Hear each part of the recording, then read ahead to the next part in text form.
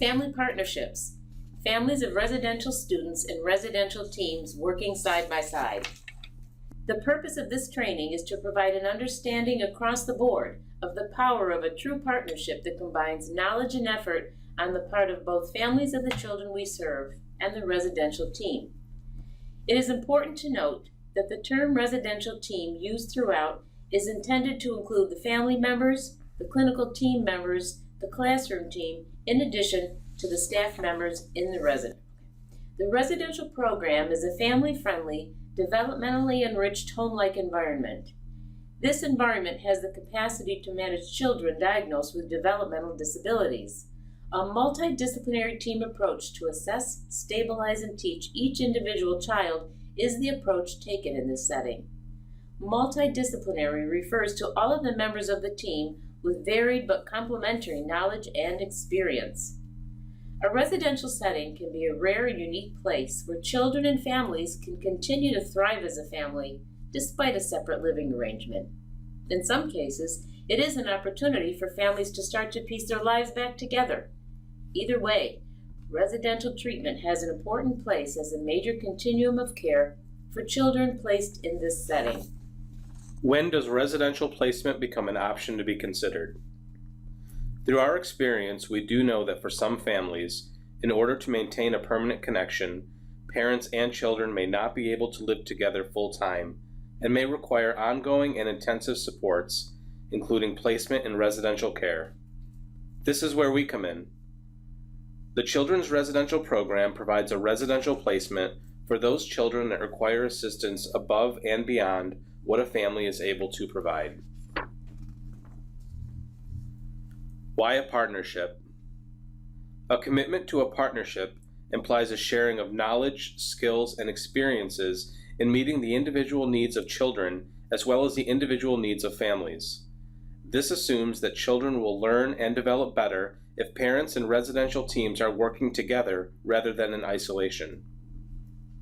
Research tells us that positive child outcomes or results relate directly with the degree of family involvement. Research also tells us that the family is the constant in the child's life, even for a child placed in a residential program. Involved families with appropriate clinical input and consideration are often posed to make decisions and are in the best position to determine the needs and well-being of the child throughout the lifespan of their child. Why is this partnership so important? This partnership between families and the residential team implies accountability and equality between both parties. This partnership rests on the recognition that each side has areas of knowledge and skill to contribute to the joint task of working together for the benefit of the child. Growth and learning in children can only be understood in relation to the various environments where the child lives and in relation to the family members involved in the child's life. Both the family members and the residential team concerned with the development of a child with a disability share a number of basic goals. Teaching the child self-care, ensuring the child has a method to communicate, and at the same time ensuring a quality of standard of life is maintained. Both family members and the residential team have equally important and essential information which needs to be shared with all who are concerned with the child's further development. Parents know their own child best. Members of the residential team have developed certain specific strategies and methods to help children acquire the skills that they need. Both teams should be prepared to take the effectively proven methods of the other and integrate these into their own respective strategies. There should be one team approach. The need for both families and the residential team to adopt a reasonably consistent approach is great. Each collaborating partner should have an understanding of each other's strategies used in different environments. At the very least, each needs to be familiar with the approach taken by the other. Knowledge and experience of raising a non-disabled child, while very valuable, is just not enough to aid the ongoing development of a child with a disability. This is where the partnership comes in. A partnership includes 4 key ingredients. Mutual respect. Mutual respect of the different qualities and skills which both sides bring to the relationship. While conflicts arise, respectfully talking with one another to work through these conflicts is a key component. Sharing, a common purpose. By a common purpose, we are talking about a joint assessment of the child right from the start. Parents have a wealth of information and experience. Sharing refers here to the regular opportunities to talk about parents' experience with their child in hopes of enlightenment. The same goes for the residential team. Sharing, making joint decisions. Families and the residential team members are involved in decisions made regarding a child's program plan. The residential team and families can help each other through periods when little progress has been made, and it is very easy to be discouraged. Sharing of positive feelings, feelings of warmth towards the child, and feelings of satisfaction with achievement may be even more important. Celebrations of small, incremental progress is important. A review of data collection with the team is also a good way to demonstrate this and make sure that we take notice of small improvements. Success is very precious when much effort has gone into helping a child with a disability take even a small step forward. Flexibility. Families and residential team members share similar concerns, yet may have very different perspectives, priorities, and pressures. These similarities and differences may pose challenges when they wish to form closer relationships. The only predictable thing about a child diagnosed with a disability and his or her parents is their diversity. Nevertheless, a constructive partnership between family members and the residential team is the most likely way in which the needs of the child with a disability can fully be met. How is this partnership formed? The partnership includes all of the people with whom the child and the family come into some form of working relationship with. Building in a number of opportunities for family and the residential team to come together will only increase the development and strength of the partnership. Before the actual day of a child's admission, there may be opportunities for families and team members to meet, possibly at the time the child is screened by the program, or by tours that have been arranged prior to the screening of a child. These opportunities vary among programs and may be determined by location and distance. Opportunities that are required based on regulation include the pre-admission meeting. The pre-admission meeting is held approximately 30 days prior to a new student's admission into the children's residential program. The pre-admission meeting is designed to bring all team members together who will be working with the new student in order to obtain as much information as possible. This meeting provides an opportunity for the family members to teach the residential team all about their child. This also provides the opportunity for the residential team to ask questions. This is a good step in preparing for a seamless transition, and it is the beginning of communication between team members and family members. Quarterly treatment team meetings. Meetings scheduled every 90 days are required per regulation and provide a review of the child's progress, challenges, etc. However, this mutual discussion further strengthens the family partnership with the team. CSE meetings. This meeting provides the opportunity for the home school district to review progress made by the student in a setting that includes the parents, the residential team, and the CSE chairperson. Quality relationships with families. Other opportunities that are optional within different programs, but are all in support of further developing these quality family relationships. Monthly parent forums or meetings.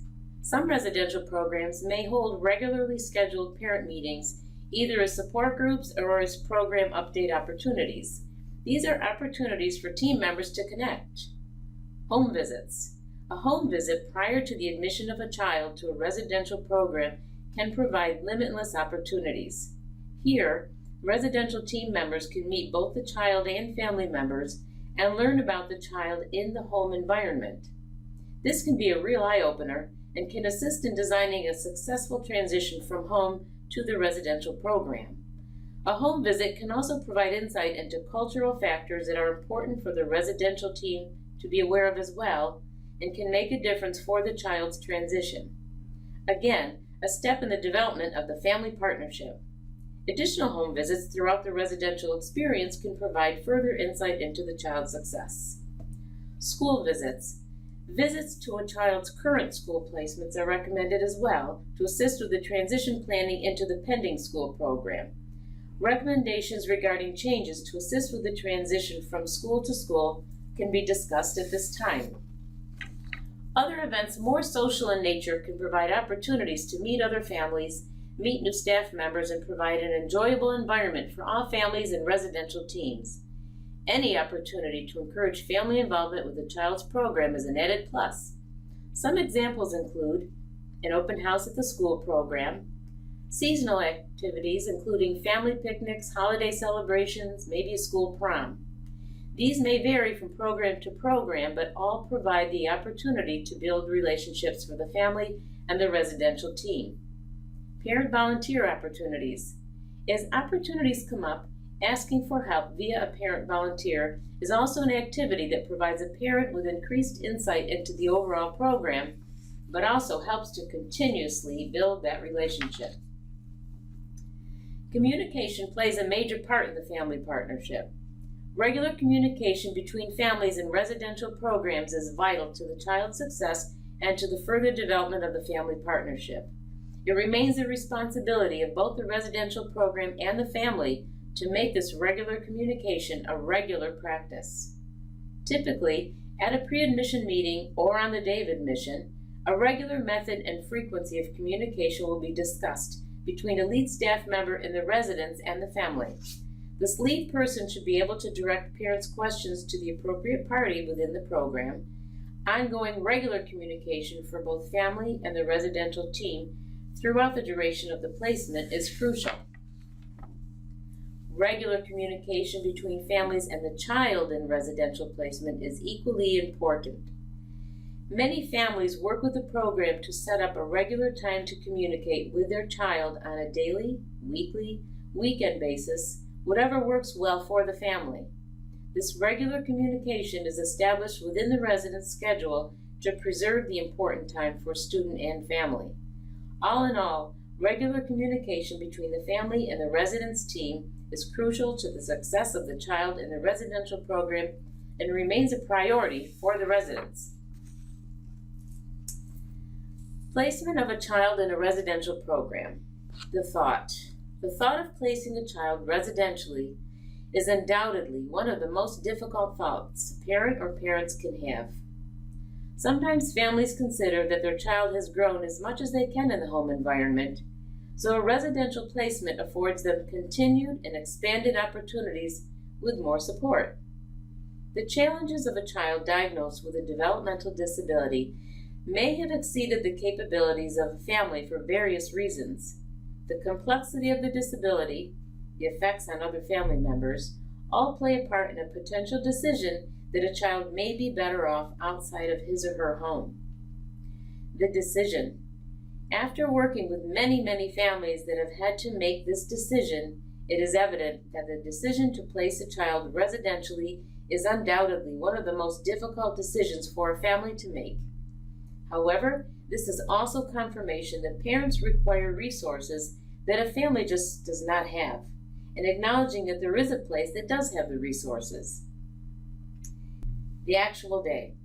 After working with many families throughout many admissions, it is evident that the actual day a child is placed residentially can be the hardest day of a parent's life. The residential team members acknowledge this and work one-to-one with families in making this day the least stressful as possible. Programs often encourage families to bring personal items from home to help create a home-like environment for their child in the residence. Family photos, a favorite comforter, and other personal items can help lessen the initial shock of being away from home.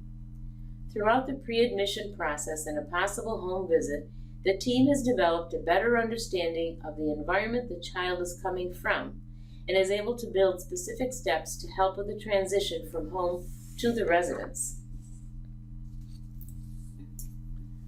Benefits of a family partnership to parents and family members. Feelings of value and respect. Ongoing sharing of information. Feeling their values, practices, traditions are understood. Feeling comfortable visiting the setting. Understanding the child's experiences outside of their home and using this information to support ongoing learning. An increase in confidence in their own parenting skills. Benefits of the family partnership to practitioners. Understanding better the children and families in their settings. Helping children develop a sense of identity and belonging. Finding out about family values, traditions, and beliefs, and building on those when appropriate. Benefit from parents' skill and expertise. Using knowledge gained to provide a more emotionally secure environment for children. Most importantly, benefits of a family partnership to children. Children feel more secure, can move from one setting to another with confidence. Children see learning as more enjoyable when their home life is visible in the setting. Experience an increase in connections between the different services that support them. Challenges with a residential placement. There definitely can be challenges with placing a child residentially. Distance. Due to location, distance can be an obstacle at times when families are hoping to visit their child in the program, an event is planned at the residence, or a regularly scheduled parent meeting is difficult to attend. However, communication with the residential team leader will result in ensuring some type of program update will occur and the family will be kept in the loop. Another challenge is parents residing in separate locations. This item can be sensitively discussed with a residential team leader to ensure consistent communication and involvement with both parents occurs as planned. Disagreement with a program decision. Either prior to or upon admission, parents will be provided contacts and methods to discuss areas of confusion, disagreement, etc. A grievance process is shared at the time of admission, as undoubtedly conflicts will come up. The purpose is to ensure all families have the opportunity to resolve any potential area of conflict in a timely fashion.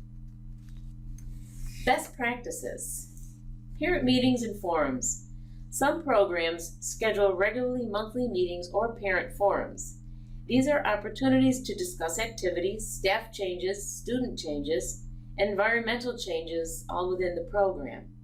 These meetings can be made available to families to attend in person, sit in via Skype, etc. A meeting minute summary is also available to those parents unable to attend. Newsletters.